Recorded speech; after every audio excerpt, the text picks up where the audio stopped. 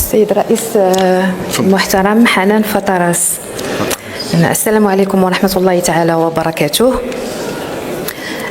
السيد الرئيس الحكومة المحترم، السيدات والسادة الوزراء المحترمين، السيدات والسادة النواب المحترمين، قبل أن أتناول الكلمة باسم الفريق الاشتراكي وبعد إذن السيد رئيس حكومة المحترم، أود أن أوجه كلمة إلى السيد الوزير المحترم ورجل الأعمال الناجح السيد محمد سعد برادة. تبنيتم شعار الرئيس الأمريكي السابق باراك أوباما وقلتم yes we can، ونحن نقول لكم no you can't، لأنكم لم تألفوا العيش في سياق النقابي بالزخم الذي تعرفه وزارة التربية الوطنية، وليس لكم دراسة مسبقة بمشاكل التعليم وبقضايا البيداغوجية المعقدة، ولاؤكم مطلق للقطاع الخاص في الوقت الذي تقودون وزارة لها أدوار محورية في التأسيس للدولة الاجتماعية. كان من الأولى أن تتبنوا شعار دونالد ترامب You're fired، فهذا يلائمكم ويليق بكم أكثر. مدارس الريادة هي بالفعل رائدة ومشروع ناجح بلغة الأرقام والإحصاءات، إنجاز كبير تفتخر به الوزارة معتمدة على نتائج منجزة من طرف مختبر، تفاخر لا تصمد معطياته في واقع التنزيل. يكفي الرجوع إلى المعطيات التي تقدمها الوزارة والمؤسسات دستورية وطنية ودولية تقر بالتسرب والأقسام المشتركة والتسيب الأخلاقي والهدر الفظيع للمال العام. مشروع جاء عقب الحراك التعليمي العظيم وما تلاه من توقيف عن العمل يشمل مناضلات ومناضلين. مشروع سيلقى كسواه مسير الفشل، بدءا بفشل تنزيل الميثاق الوطني للتربية والتكوين واختلالات البرنامج الاستعجالي وتعثر الرؤية الاستراتيجية وما تلها من تنزيل مرتجل ومستعجل للقانون الإطار. مشروع هدفه تدمير الخدمات الاجتماعية وتفكيك وتسليع المدرسة العمومية من خلال تبني سياسة التبخيس، وبذلك تخضع لبنية القطاع الخاص الاستثمارية الربحية.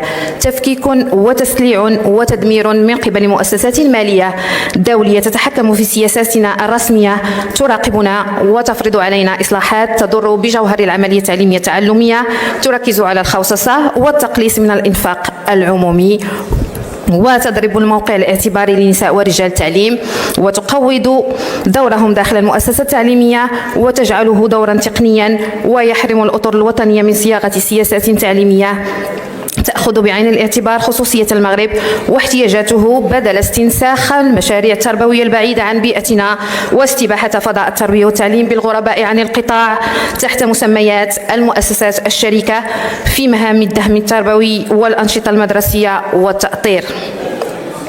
مشروع استنزف ميزانية ضخمة بتجهيزات متفاوتة المستوى بين الجهات بشكل صارخ، وتجاوزات خطيرة في معايير الجودة، وتورط بعض الموردين في التلاعب بالصفقات، صفقات تتم بشكل مركزي مما يؤثر على سير العملية التعليمية التعلمية في الوقت المناسب لتسير بذلك مدارس الريادة نصف رائدة.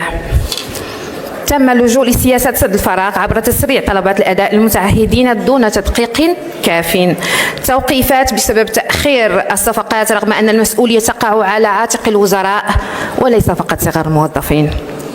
المشروع ركز في الأساس على رصد تعلمات جزئية، دروس معتمدة بسيطة جدا لا تواكب المنهاج في متناول جل المتعثرين، فما بالكم بالمتفوقين ومتوسطي الأداء التعليمي، مع إغفال اللغة الأمازيغية وهو ما يعتبر تعسفا منافيا للوثيقة الدستورية.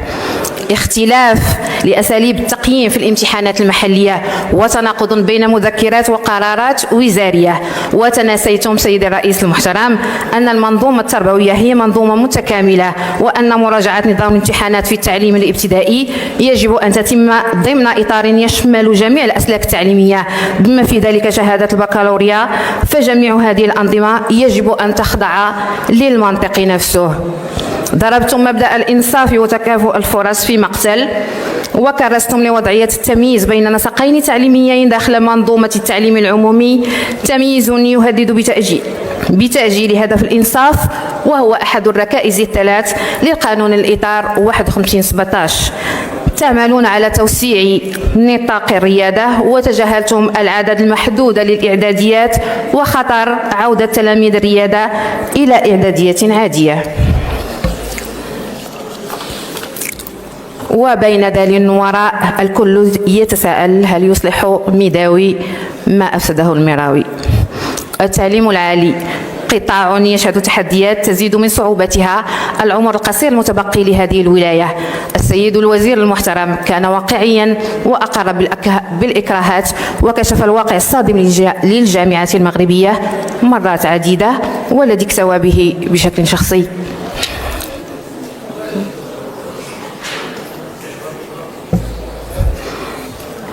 واليوم نواجه فسادا أخطر بكثير من الفساد المالي والإداري، فساد يحطم خطط التنمية ويؤدي إلى انهيار المنظومة القيمية العلمية.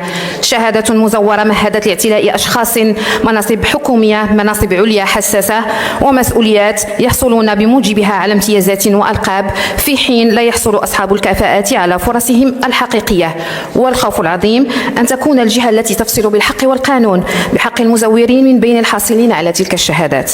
نحن اليوم أمام فضيحة أخلاقية، فالمسألة ليس بيع وتزوير شهادات بقدر ما هي مسؤولية القيمين على القرار في الجامعة المغربية، فعن أي تميز نتحدث؟ ورغم ذلك نحن لازلنا نحلم، ولكننا نخشى أن تصادر الحكومة حقنا في الحلم أو تفرض عليه إتاوة. وشكرا لكم. شكرا سيدة النائبة. الكلمة لفريق الأصالة والمعاصرة، المتدخل الأول سيدنا